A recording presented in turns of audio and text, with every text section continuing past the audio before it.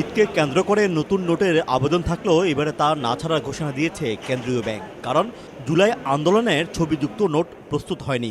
London সফরে এসে সময় টেলিভিশনকে দেওয়া একান্ত সাক্ষাৎকারে গভর্নর জানালেন, সরকারের নির্দেশে বঙ্গবন্ধুর ছবিযুক্ত টাকা বাজারে না ছাড়ার সিদ্ধান্ত নিয়েছে বাংলাদেশ ব্যাংক। তবে নষ্ট নয়, আপাতত সংরক্ষণ করে রাখা হচ্ছে বলে নিশ্চিত করেন তিনি।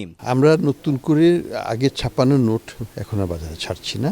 সেই নোটগুলো যেগুলো বাকি আছে অবশিষ্টাংশ, সেগুলো আপাতত বাক্সবন্দি অবস্থায় থাকবে। নতুন নোট ছাপানোর ব্যবস্থা করছি।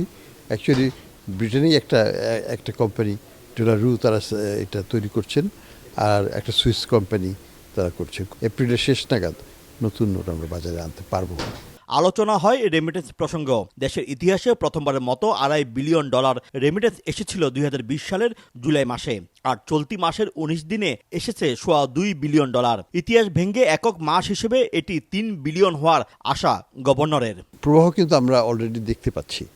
সরকারের ইনসেন্টিভই হোক এবং অর্থ পাচার বন্ধ হওয়ার কারণেই হোক, তো আমরা কিন্তু রেমিটেন্সের প্রবাহ খুব ভালো পাচ্ছি।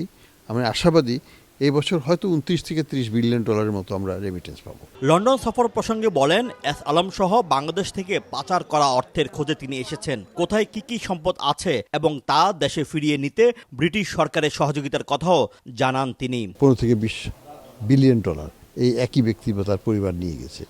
তো সেখানে আমাদেরকে ব্যাংকিং খাতের থেকে বিভিন্ন উৎস থেকে যেখান থেকে নেওয়া হয়েছে সেগুলোকে আমরা ট্রেস করে ফেলেছি।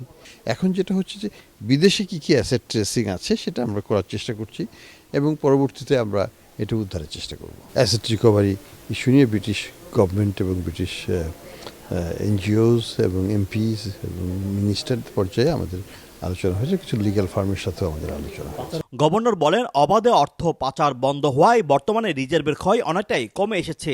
IMF এর BPM 6 অনুযায়ী 20 মার্চ রিজার্ভ ছিল $19.96 বিলিয়ন। শোয়েব কবির, সময় সংবাদ, লন্ডন।